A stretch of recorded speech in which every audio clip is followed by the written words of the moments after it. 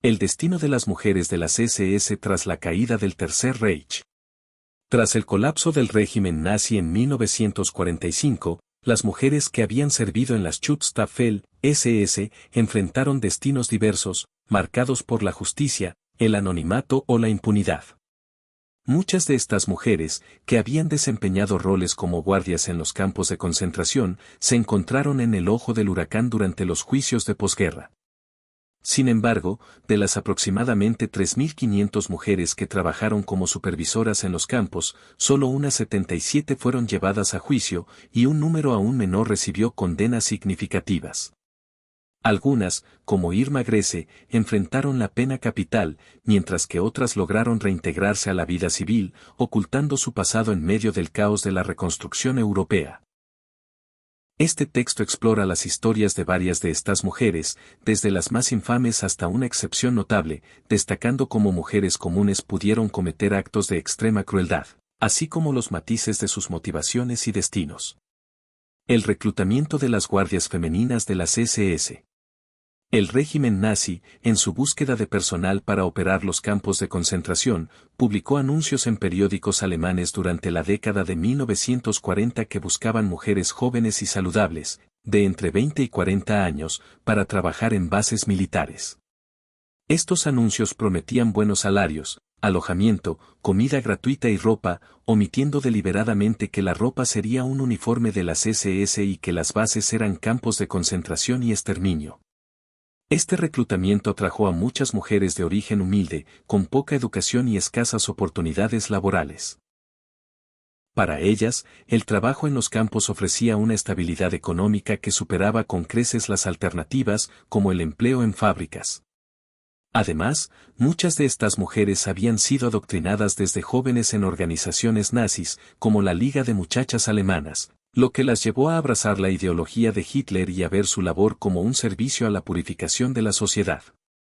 El entrenamiento de estas guardias comenzaba en Ravensbrück, el mayor campo de concentración exclusivo para mujeres en la Alemania nazi.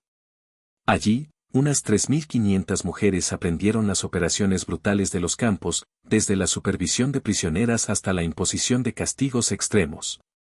Muchas de ellas fueron luego trasladadas a campos de exterminio como Auschwitz-Birkenau o Bergen-Belsen, donde se ganaron una reputación de crueldad comparable a la de sus contrapartes masculinas.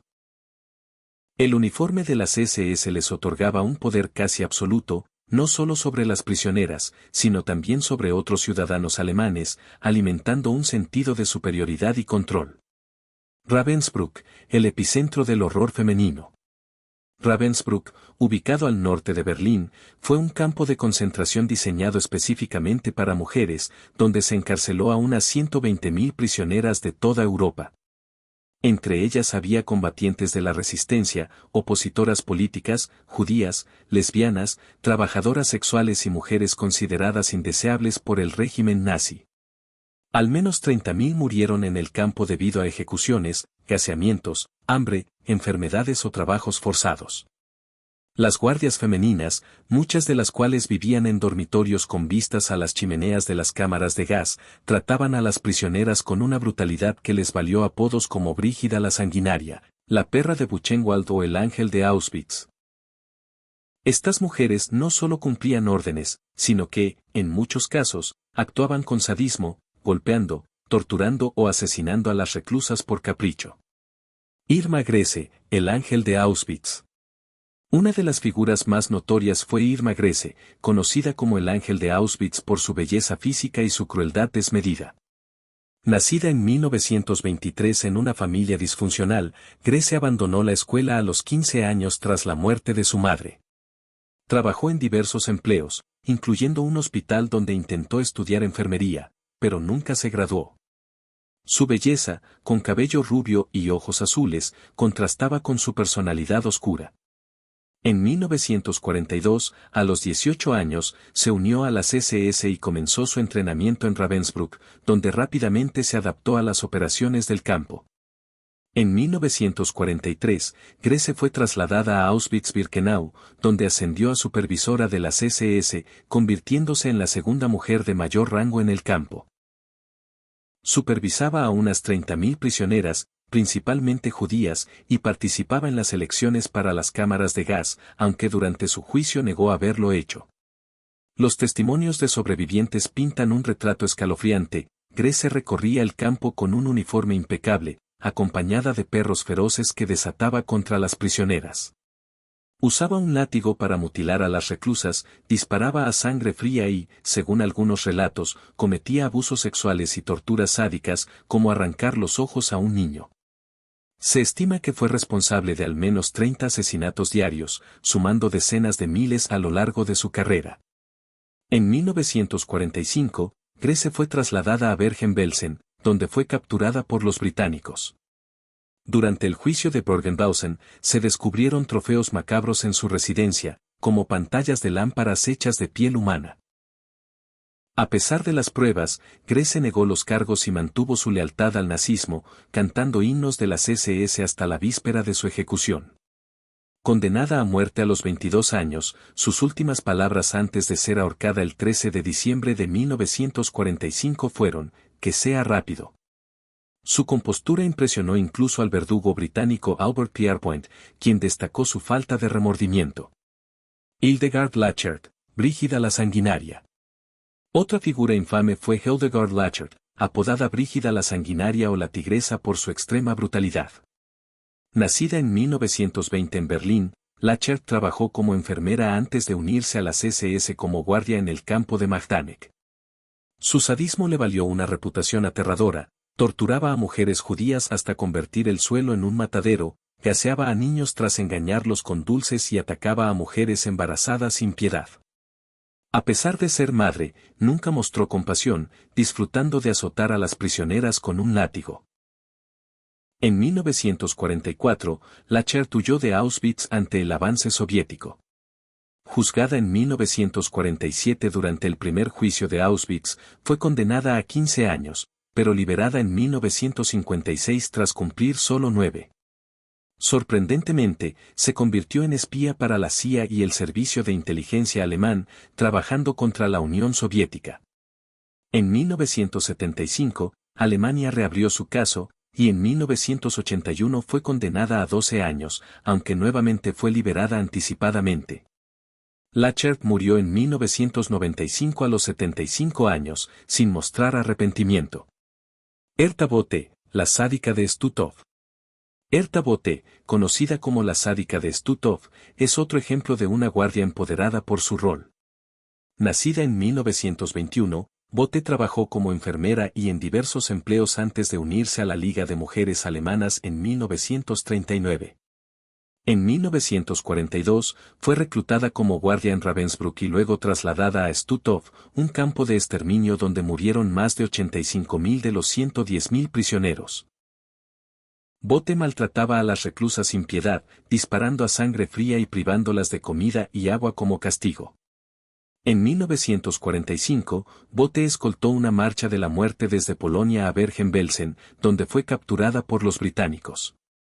Durante el juicio de Bergen-Belsen, los sobrevivientes la acusaron de asesinatos y palizas brutales.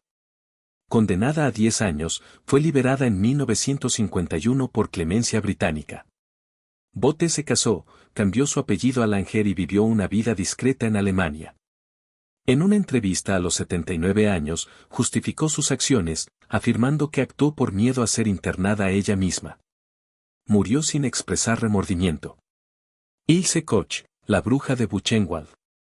Ilse Koch, apodada la bruja de Buchenwald o la perra roja, fue una de las figuras más depravadas del régimen nazi.